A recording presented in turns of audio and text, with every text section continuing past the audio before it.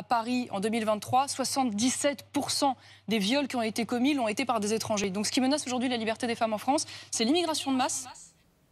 Bon, elle a tenu cet argument pendant toute la campagne, là on est à quelques jours de l'élection, stop. Soyons factuels, allons voir un peu plus près le chiffre qu'elle assène un peu partout sur les plateaux télé. On a Europe 1 qui publie des chiffres, dont la source c'est la préfecture de police de Paris, donc on se dit vas-y c'est super solide en fait, c'est une source officielle. La source dit 97 viols commis dans les rues de la capitale en 2023. Sur les 97, il y en a 30 qui sont élucidés. Vous notez que quand même il y a une marge de progression. Il y a 36 personnes qui sont interpellées, dont 28 personnes qui sont étrangères. C'est là que c'est hyper choquant. Parce que on a Marion Maréchal qui va sur tous les plateaux télé asséner une espèce de vérité générale qui fait le lien entre viol et immigration. Sauf que cette vérité, elle est basée sur 97 viols. 97 viols, c'est une goutte d'eau face à l'ensemble des violences et des viols que subissent les femmes dans ce pays. Et elle ose en faire une généralité. Et non seulement elle ose en faire une généralité, mais en plus, ce sont que les viols qui sont commis dans la rue, il faut l'avoir en tête. Donc un viol, on s'imagine que effectivement, ce serait une personne étrangère dans un espace public, ça laisse des traces, des coups, des blessures, et puis on est capable donc d'aller porter plainte, d'identifier l'agresseur et qui va être arrêté par la police très facilement.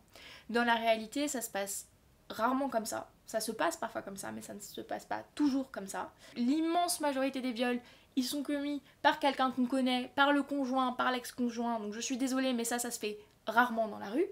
Et en plus, on parle de viols qui n'ont lieu que dans la ville de Paris. Donc on a Madame Marion Maréchal qui fait une généralisation absolument outrancière, basée sur 97 viols commis dans la rue à Paris. Et bah ça, c'est pas la réalité. C'est pas la réalité de ce que subissent les femmes.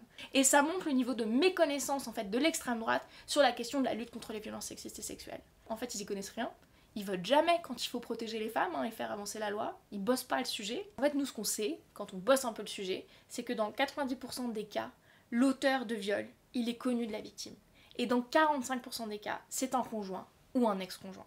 Il y a souvent un effet de sidération qui fait qu'on a du mal en fait à pouvoir prouver tous les éléments dont on vient de parler. Et puis il y a aussi la difficulté d'aller porter plainte. Parce qu'aujourd'hui, il y a quand même une très grande partie des femmes qui sont victimes de viol dans notre pays qui ne vont pas porter plainte. Et donc qui, de facto, ne se retrouvent pas représentées dans les chiffres mis en avant par Marion Maréchal.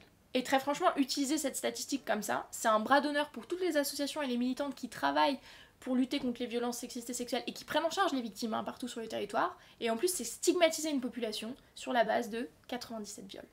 C'est inacceptable et ça nous montre bien que l'extrême droite n'a aucun projet politique, à part celui d'agiter les peurs.